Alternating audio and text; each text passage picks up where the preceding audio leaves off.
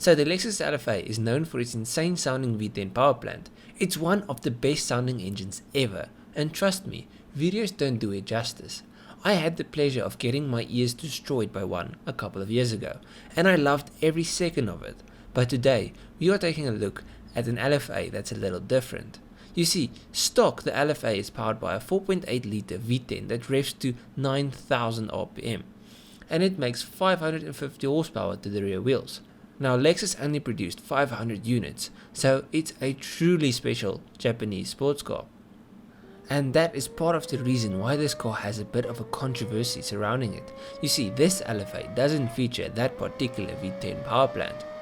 Now if you don't know how these videos work, we take an insane or just plain weird build and we break it down to figure out exactly why and how this particular build exists.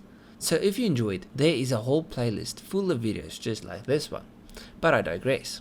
This is Yoshi Imamura, a 4-time drift champion, and this is his LFA. It's his new drift weapon. Now to start off, using a super rare Japanese supercar as your drift car is a huge flex, and it is a sure way to get you some attention. But swapping out the V10 for a V8 Nascar motor, that's how you guarantee attention. This Nascar V8 produces 750 horsepower and it sounds really mean. But if I'm honest, the stock V10 still sounds better in my opinion. But here's a clip so you can listen to the V8 roar its way through the corners.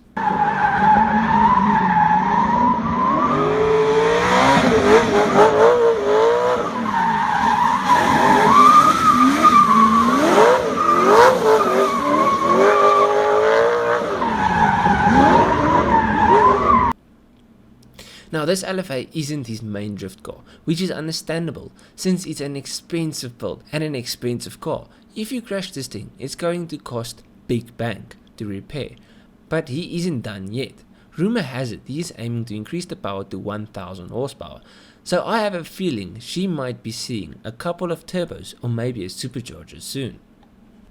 Now normally with these videos I try and see why the swap happened, but I honestly can't find anything. I think it's a reliability and tuning thing. The stock LFA engine hasn't seen much development in the tuning department, where the big V8s are easy to tune and much easier to find if you accidentally blow it. So if you ask me, it's a budget thing, or maybe he's saving the LFA engine for some other insane swap, like a V10 Supra, or something like that. This LFA demands attention.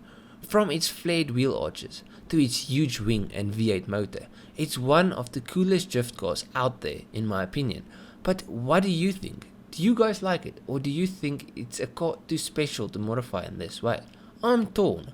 I love the build, but I also love a stock LFA, so I don't know how I feel. I feel like a puppy that's being called from both sides, and I just can't decide which side I want to be.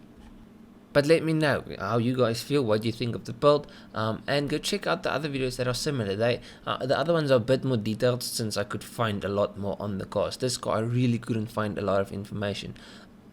About the information out there is just like it's got a V8 engine, whoop whoop. The rest of the stuff I had to go through so many articles just to find anything. The other videos are a bit more detailed. But if you guys enjoyed, leave a like and subscribe to the YouTube channel. I've got many more videos like I said, but I've got videos on stock cars as well, not just these super modified things. I've got a build series on my personal car, and I've got some motorcycle videos as well since I ride. But I'll check you guys in the next one. Chazai.